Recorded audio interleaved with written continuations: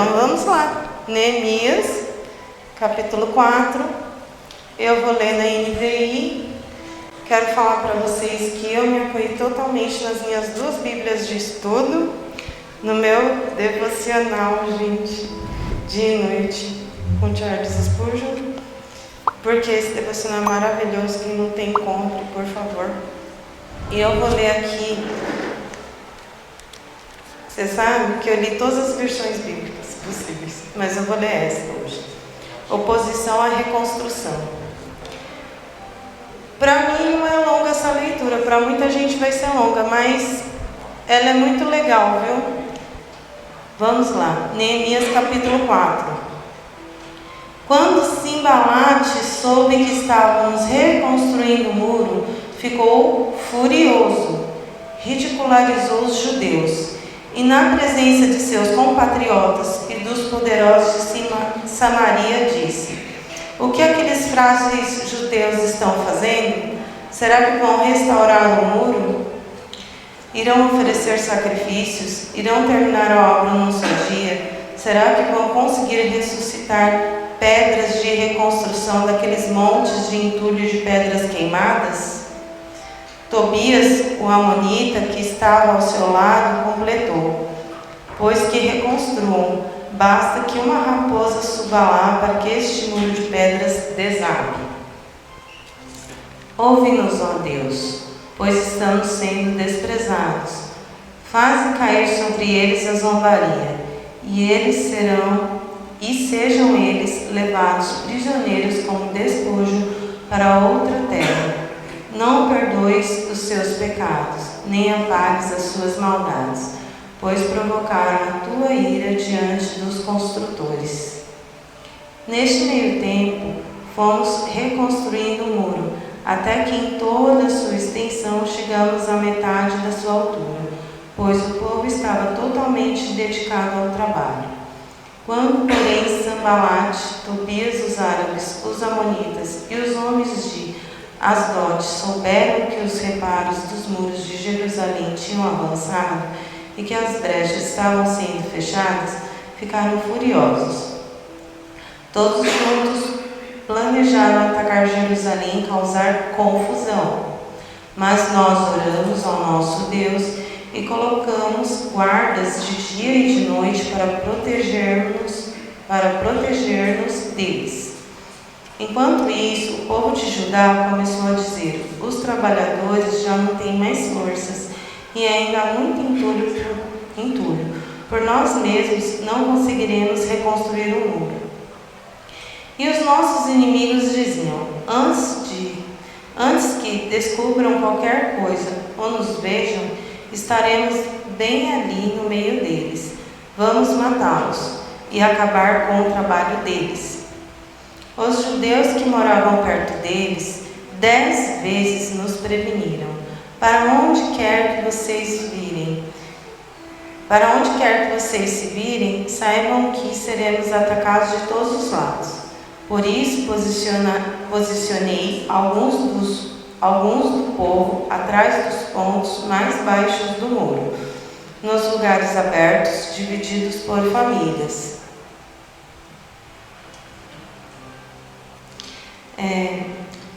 Por isso posicionei alguns do povo atrás dos pontos mais baixos do muro, os lugares abertos divididos por famílias, armados de espadas, lanças e arcos. Fiz uma rápida inspeção e imediatamente disse aos nobres, aos oficiais e ao restante do povo: não tenham medo deles. Lembre-se de que o Senhor é grande e temível, e lutem por seus irmãos e por seus filhos e por suas filhas, por suas mulheres e por suas casas. Quando os nossos inimigos descobrirem que sabíamos de tudo e que Deus tinha frustrado a sua trama, todos nós voltamos para o muro, cada um para o seu trabalho. Daquele dia em diante, enquanto a metade dos homens faziam o trabalho, a outra metade permanecia armada de lanças, escudos, arcos e couraças. Os oficiais davam apoio a todo o povo de Judá, que estavam construindo o muro. Aqueles que transportavam o material faziam um trabalho com uma das mãos e com a outra seguravam a arma. cada um dos construtores trazia na cintura uma espada enquanto trabalhava.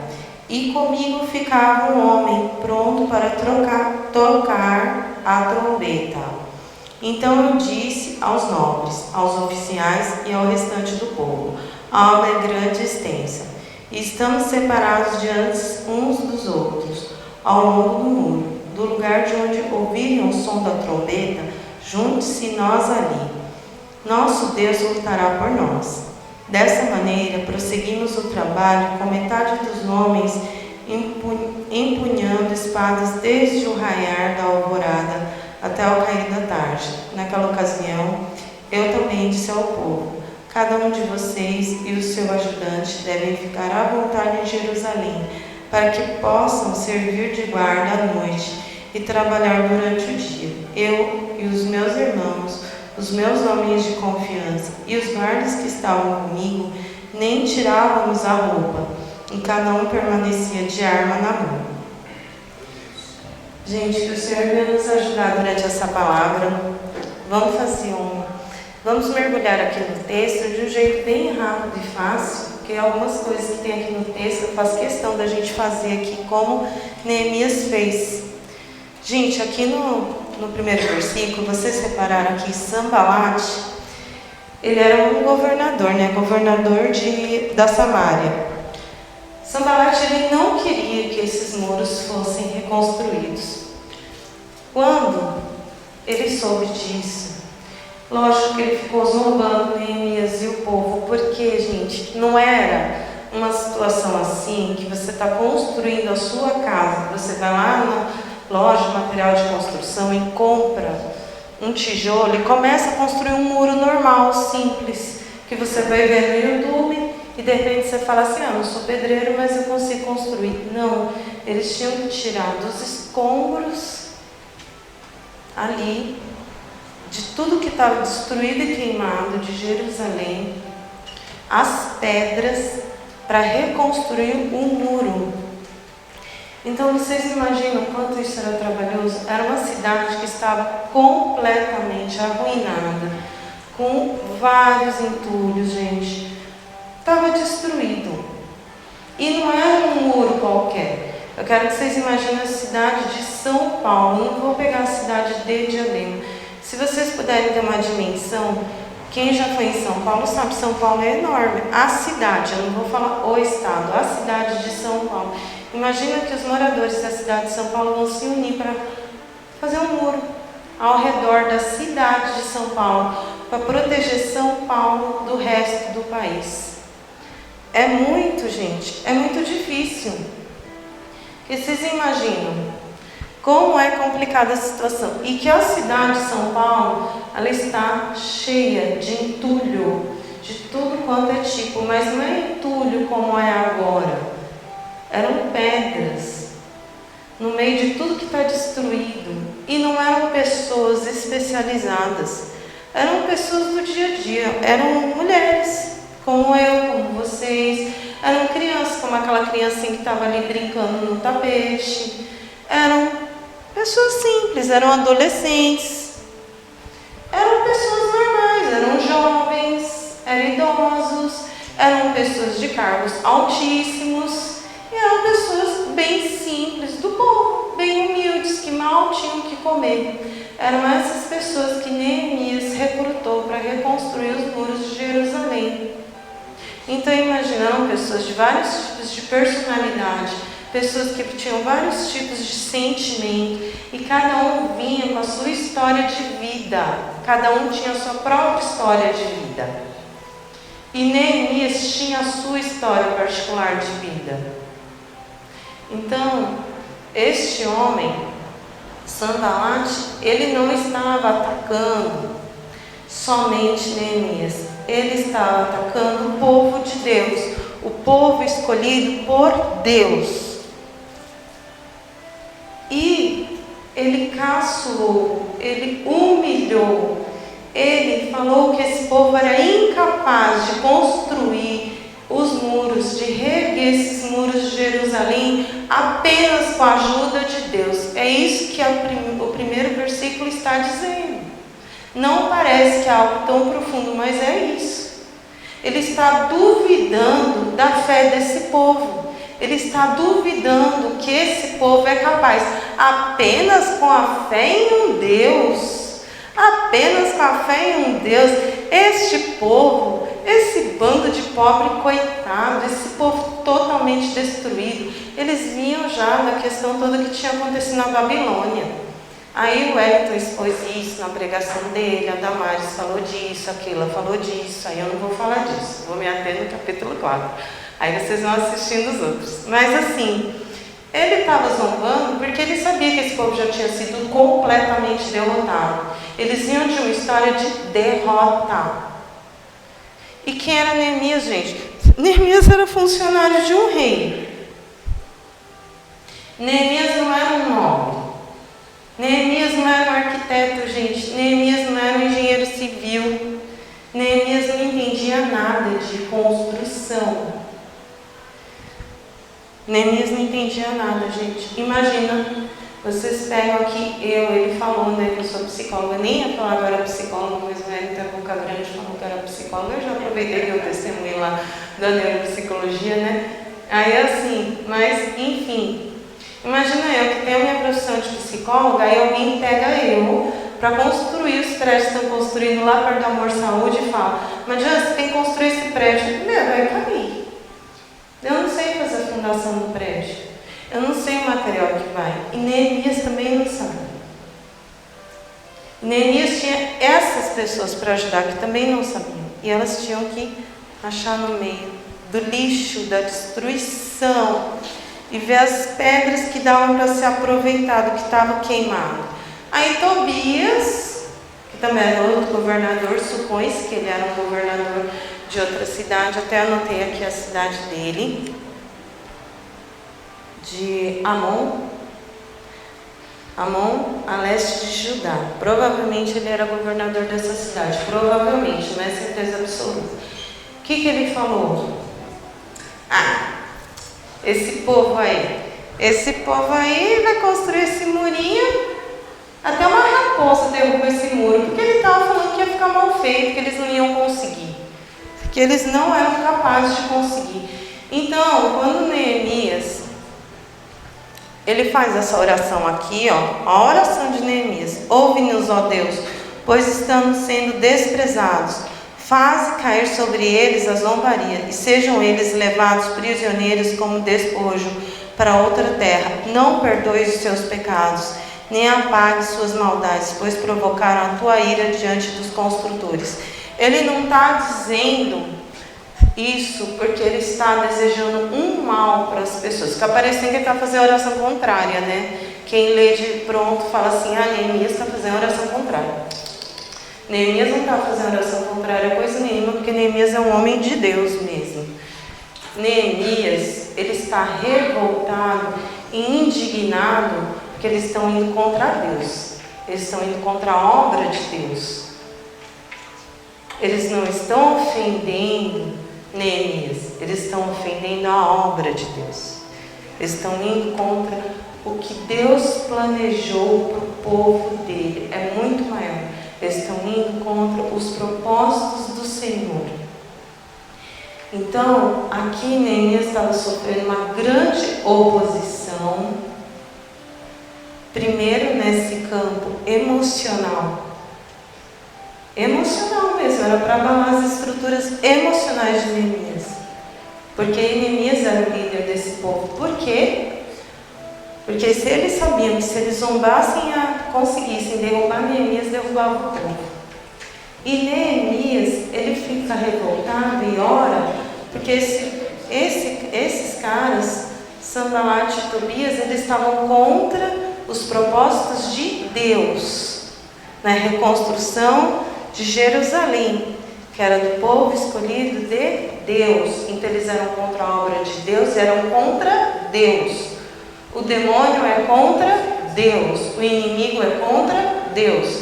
Então, se você está fazendo a obra de Deus, não importa onde é, na sua casa, no seu trabalho, na sua igreja, no seu dia a dia, o diabo vai ser o seu opositor. Então ele não quer derrubar você por sua causa, ele quer derrubar um plano maior, que é o plano do Senhor. Então não vai se envaidecer achando que é por tua causa não, porque não é por tua causa. É uma coisa muito maior, é o plano de Deus. Então as nossas atitudes são muito importantes. Todas as nossas atitudes influenciam na vida de pessoas. Qualquer atitude que nós vamos tomar no nosso dia a dia, por maior ou menor que seja, vai influenciar na vida de pessoas, sim. E nós somos responsáveis espiritualmente pela vida de pessoas, sim. Então nós não podemos fraquejar, não.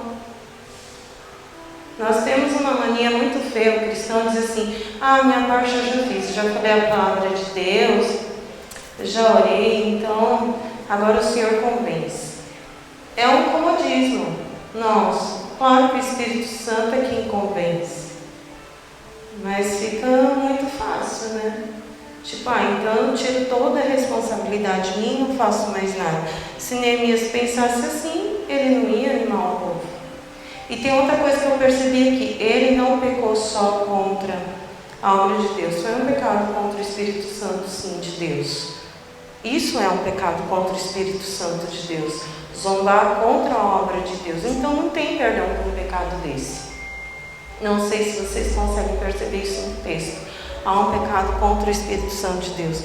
O pecado contra o Espírito Santo de Deus é não acreditar que Deus é capaz de realizar algo na vida de uma pessoa, gente. Deus, Ele é capaz, porque Ele faz o que Ele quer, e como Ele quer, e na hora que Ele quer. E se Ele é Deus, Ele faz. E nada, nem ninguém vai impedir, nem a reconstrução do muro. Só qual é a diferença entre nós e Neemias? Neemias tinha um foco, né? Então nem Sambalate e nem Tobias tirava ele do foco. Então o que ele fez? Ele orou, né? Ele foi orar, né? Ele foi orar e pediu para quem? Para Deus, né? Porque Deus era o único que podia ir contra a oposição. Quantas vezes vocês estão passando, vocês todos, e eu também, por um período difícil emocional? Até falei isso pro meu marido semana passada, e eu falei uma coisa, acho que ele nem entendeu na hora. Eu falei: só Deus pode me ajudar diante dessa batalha, só Deus. Às vezes a pessoa pensa que você não quer a ajuda das outras pessoas, não é isso? Tem batalhas que é só Deus pode nos ajudar. Então o que nós temos que fazer? Orar a Deus. Mas imagina, é só isto? É só isto? Tem hora que é só isso, gente. Aí você vai orar a Deus e falar o que? O que está acontecendo a Deus. Mas Deus não sabe? Claro que Deus sabe, mas Deus quer ver o que? Que você é dependente dele, que você entendeu na sua mente, no seu coração, que você depende exclusivamente dele. E Neemias, ele entendeu isso. É por isso que as coisas deram certo para Neemias. Ele entendeu que ele dependia exclusivamente de Deus, então ele confiou. Aqui nessa altura, Neemias não sabia o que ia acontecer na vida dele. Ele apenas estava fazendo a obra de Deus.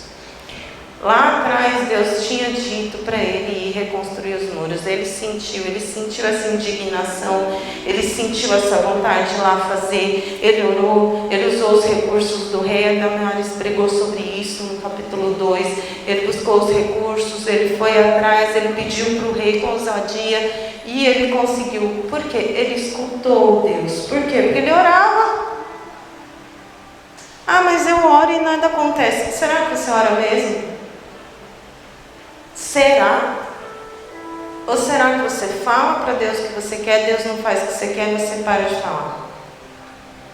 Porque aqui Neemias não estava pedindo o que ele queria. Tudo que ele fazia era sobre Deus, não era sobre ele.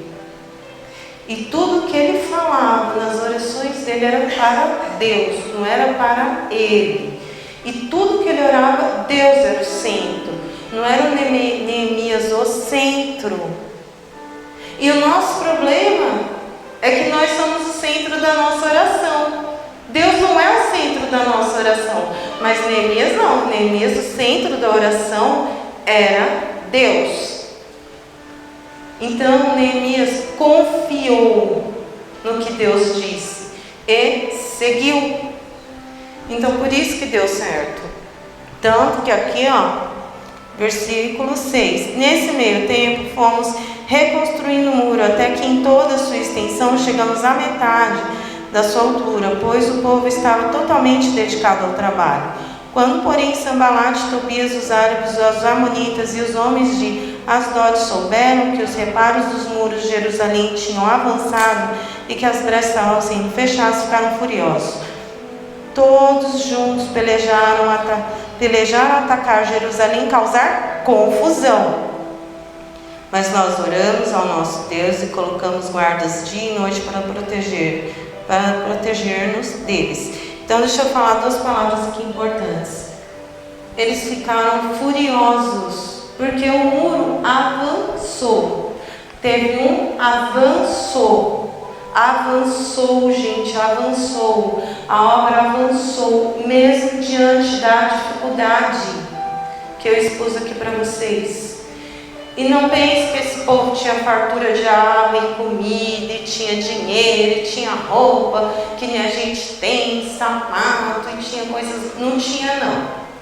Eles tinham muita necessidade física. Mal se sabe como esse povo dormia naquele lugar. Não se sabe muito bem, mas eu acredito que era no meio mesmo da construção, em algum lugarzinho ali próximo, porque era uma dificuldade muito grande. E, além disso, algo muito importante que não deve ser perdido nessa pregação: o diabo sempre vai causar confusão na vida de vocês, sempre. Mas você está em alerta? Você está alerta? Tá? Você está orando? Você está orando? Será? Você está lendo a Bíblia? Porque Neemias estava em alerta. E de novo aparece a palavra. E nós oramos. Oramos. Neemias de novo orou.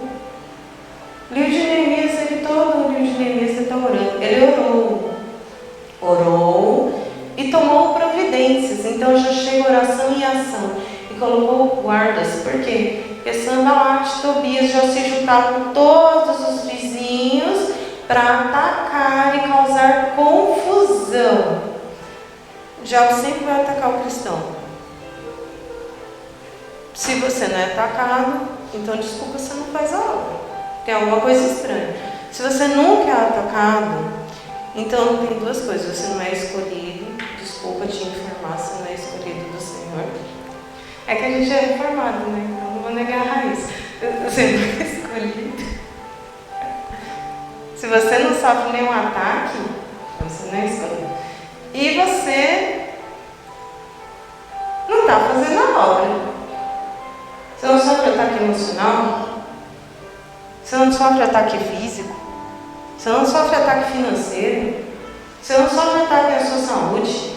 Você não sofre ataque mental, fica pondo coisa na sua cabeça que nem existe, achando que a pessoa falou algo de você, ela nem falou, ela nem está lembrando de você, e você está achando que ela falou algo de você, e você tem certeza que ela falou, porque você acha que ela falou, mas ela nem falou, ela nem está lembrando que você existe, mas você acha que ela falou. Isso tudo são ataques, gente.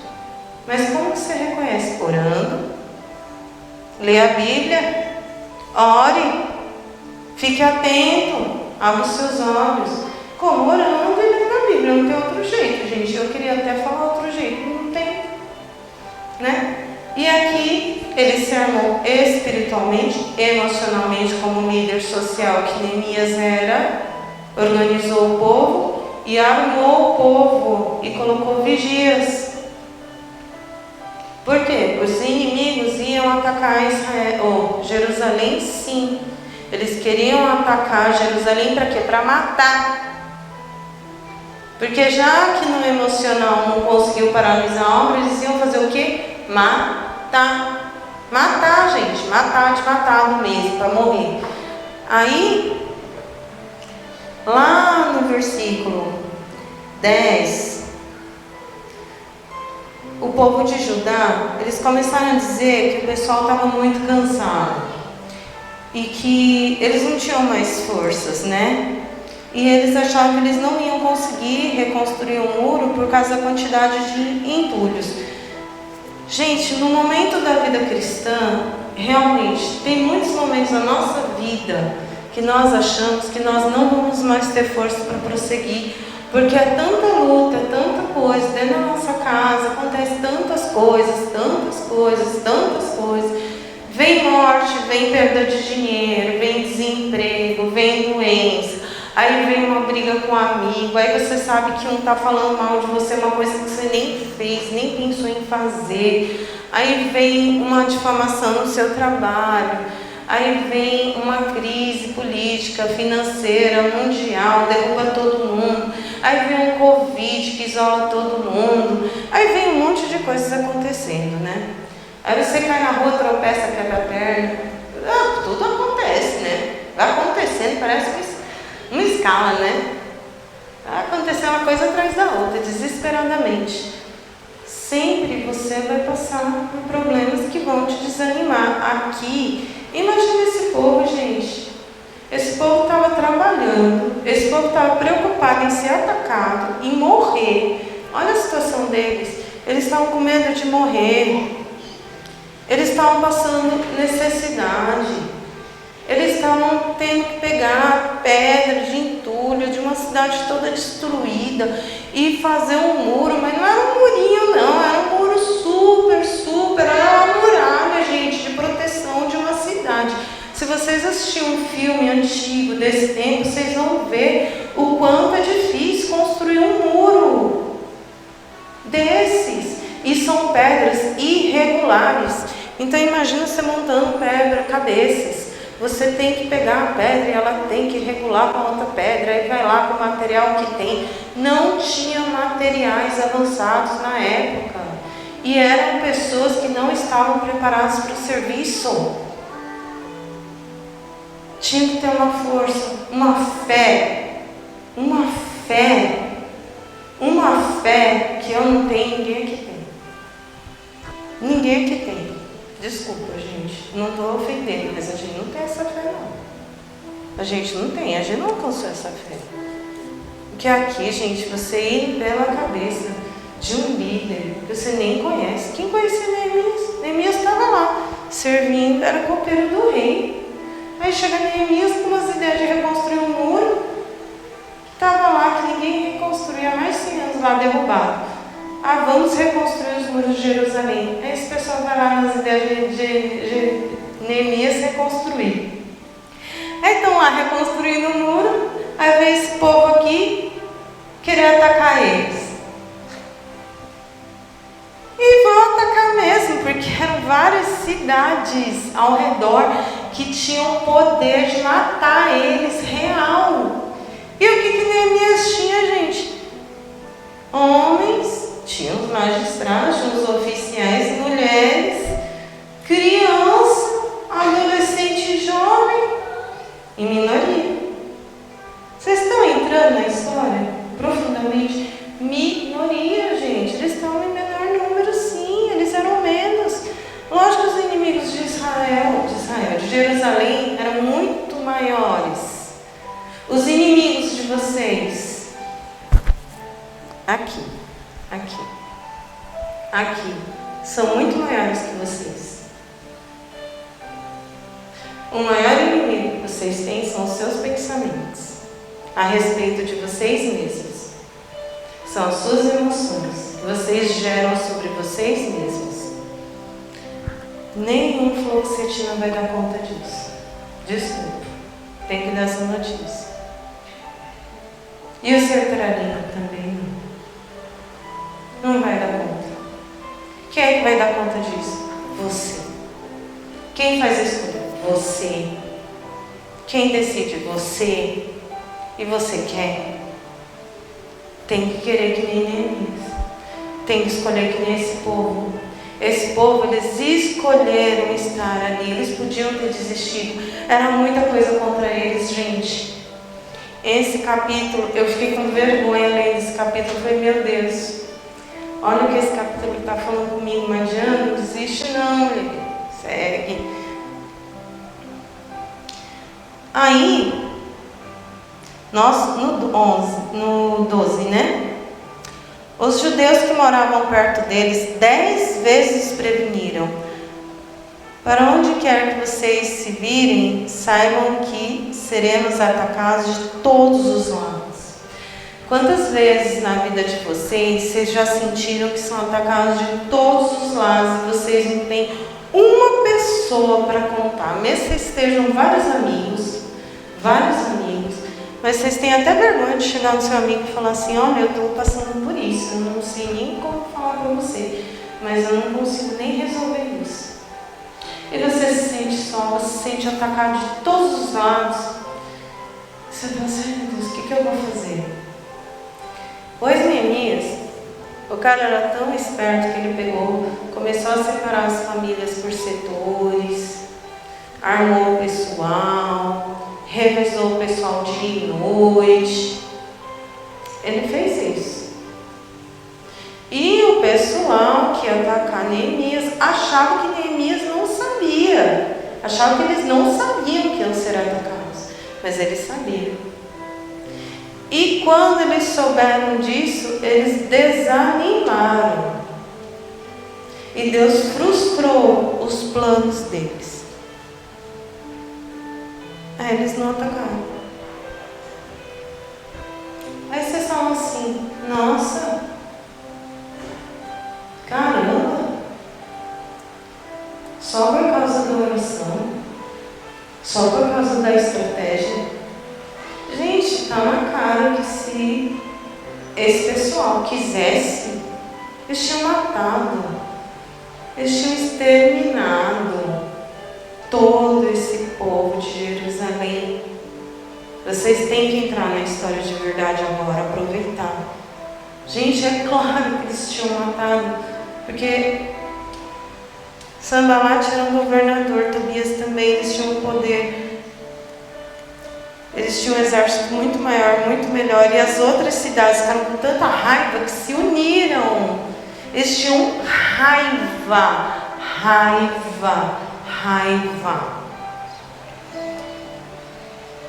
Mas Deus, para quem ora, sempre dá uma estratégia.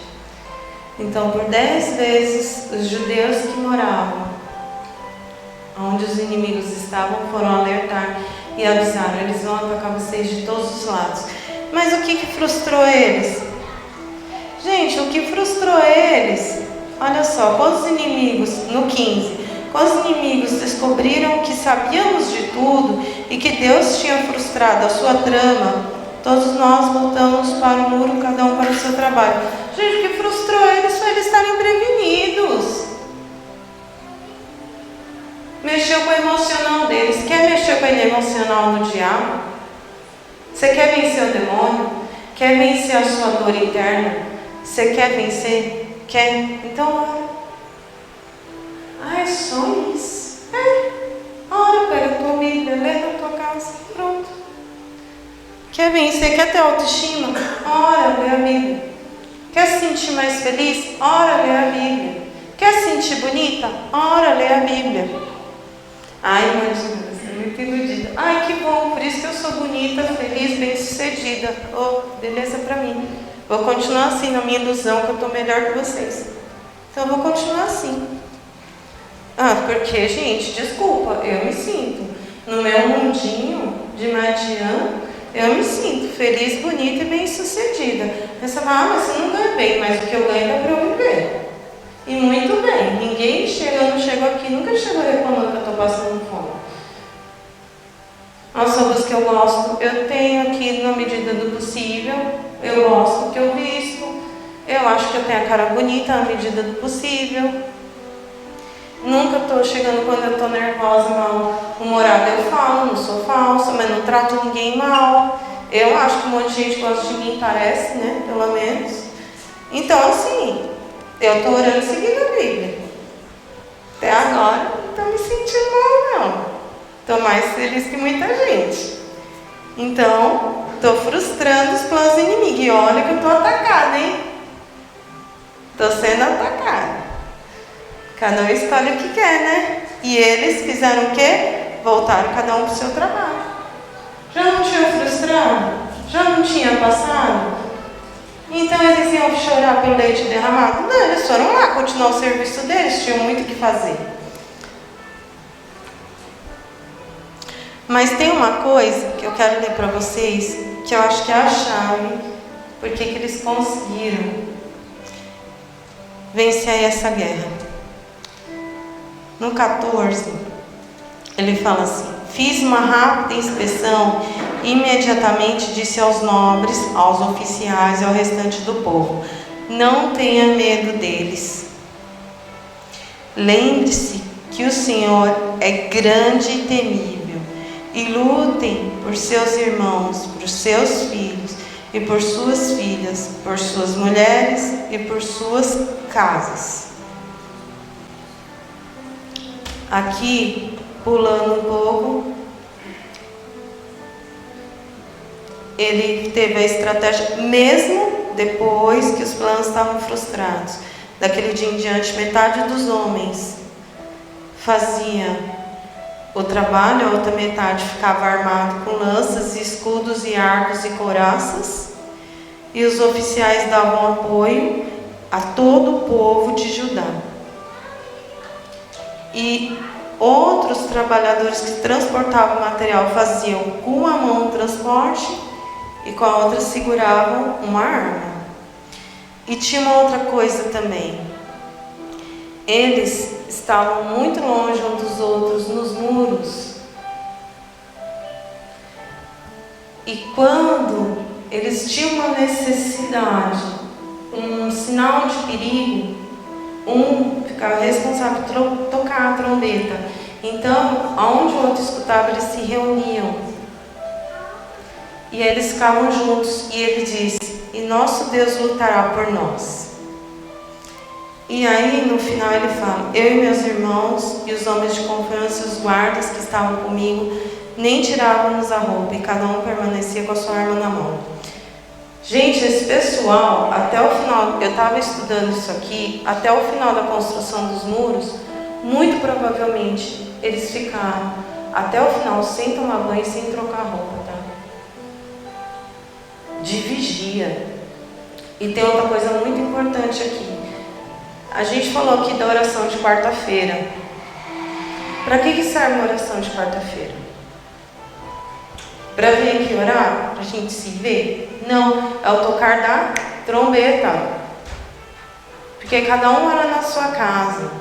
Ah, mas se orar, minha casa é a mesma coisa. Não é não. Desculpa, não é não. Para que serve a consagração? Eu tive esse insight ontem, na consagração inclusive. E eu tive a sorte que o pessoal aqui não teve, porque eu tive uma consagração antes da pregação ainda.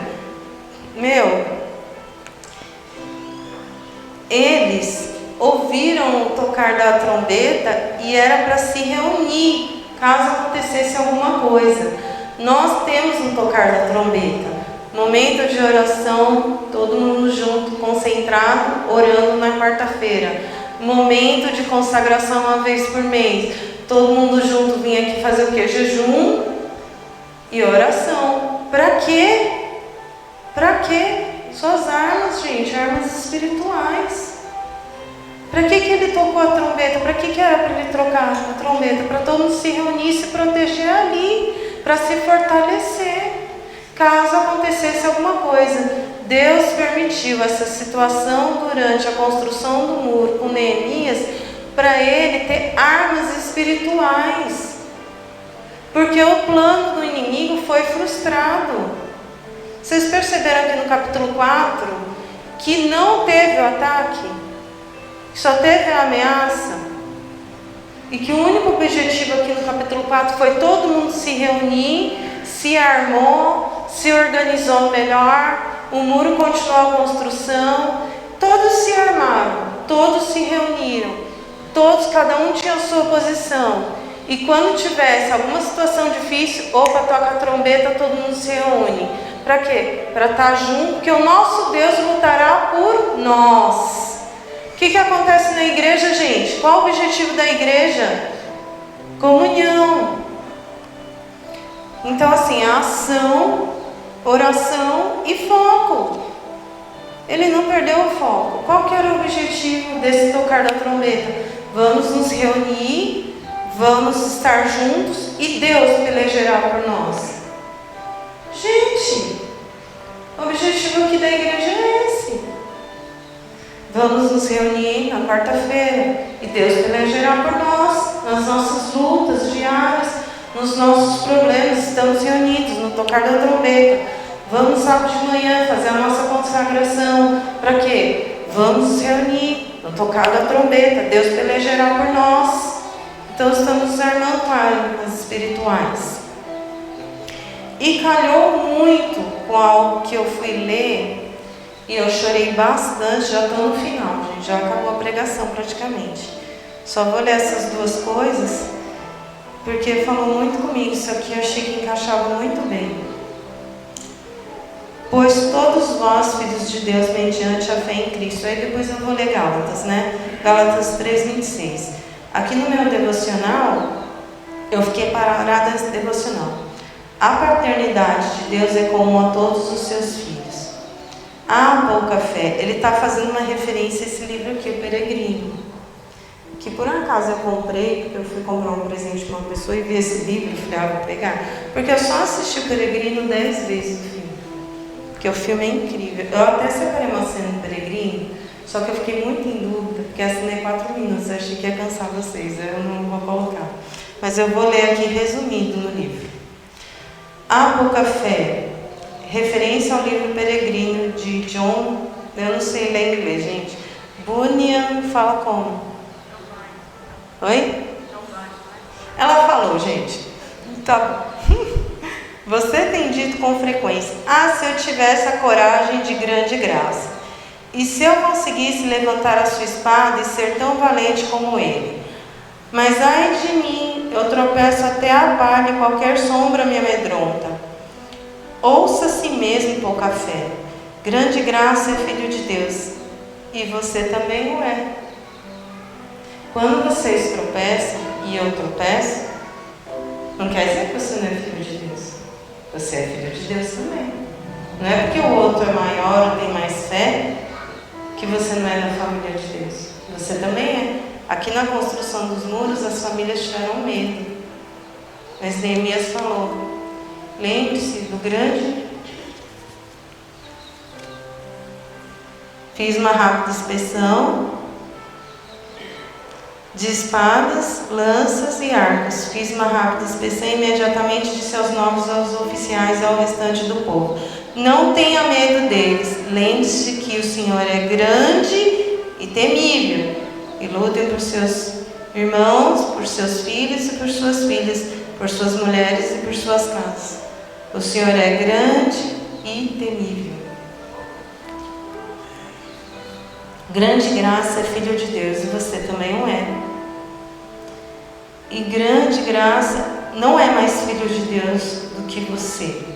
Pedro e Paulo, os apóstolos amados, eram da família do Altíssimo e você também o é. E um cristão fraco é tão filho de Deus quanto um cristão forte.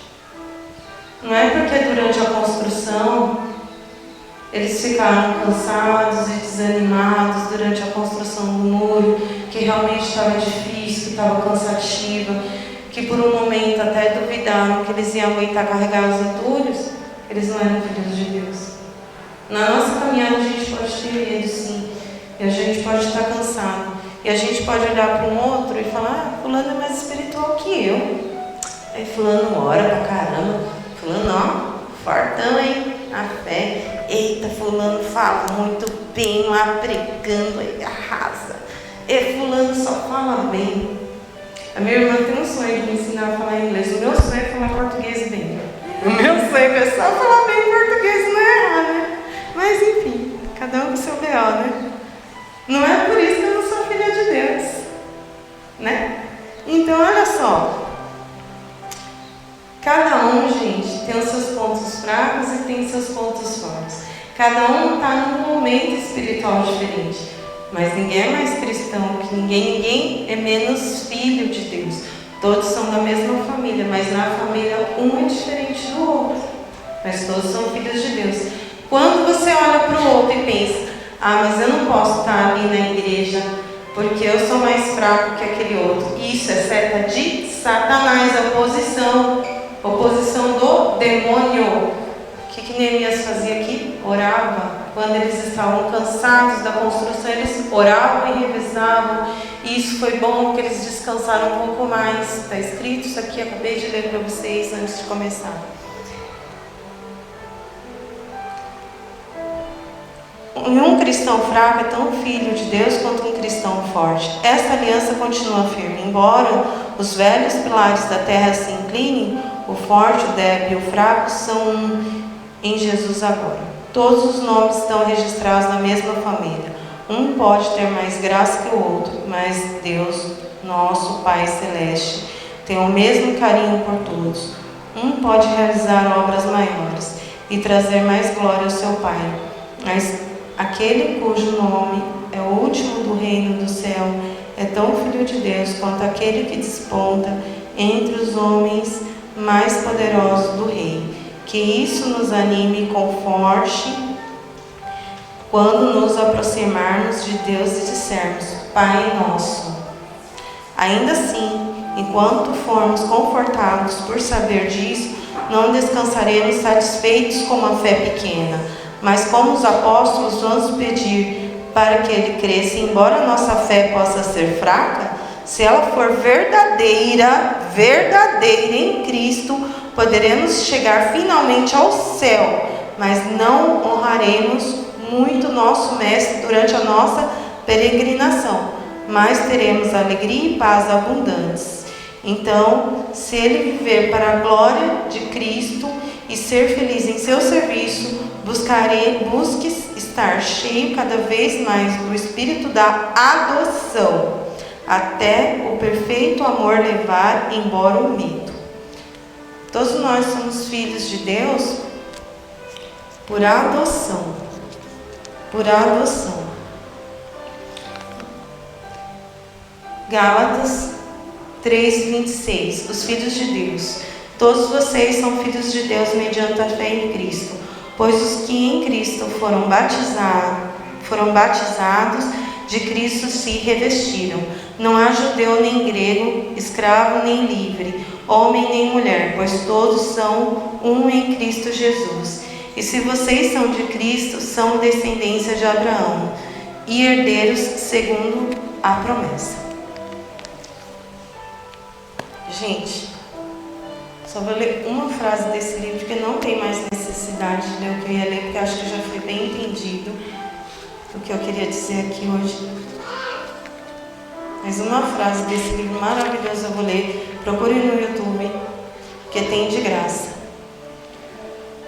Apolião é um demônio, tá? Apolião fala para cristão.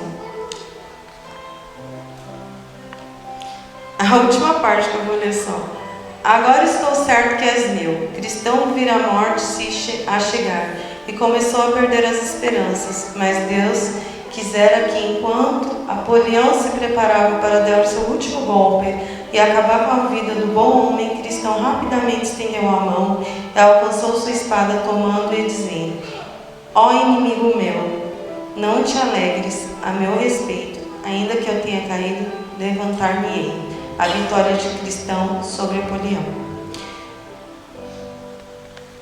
Esse livro, gente, é muito bom. Quem quiser comprar, ele está super barato, né? O Peregrino. O que nós precisamos fazer, gente, para encerrar, é ter a confiança que Neemias teve. Deus entregou para Neemias uma responsabilidade. Neemias não duvidou de Deus. Por que nós não conseguimos cumprir os nossos propósitos? Nós duvidamos do Deus que nós servimos. Lutem por seus filhos e filhas. Lembre-se de que o Senhor é grande e temível. Lutem por seus irmãos, por seus filhos e filhas. Lutem por suas mulheres e por suas casas. Nós estamos reunidos aqui para lutar. Então nós vamos fazer isso agora. Solta aí, Paulo. nossa música para a gente orar. Que a gente vai orar e vai encerrar. Porque agora a gente vai lutar. A gente vai orar. Quero que vocês prestem muita atenção nesse louvor. Porque se para vocês Deus for tudo como era para Neemias, não importa a situação. A situação desse povo, gente, não é pior do que a nossa. A nossa é muito mais confortável do que a deles. Vocês vão vencer, eu vou vencer. E nós já vencemos porque a nossa casa é no céu. Nós já vencemos, nós só estamos percorrendo o caminho. Assim como Neemias estava percorrendo o caminho. Esse livro só nos ensina a não desistir de percorrer o caminho. Queria que vocês prestassem atenção nesse louvor. Pode soltar.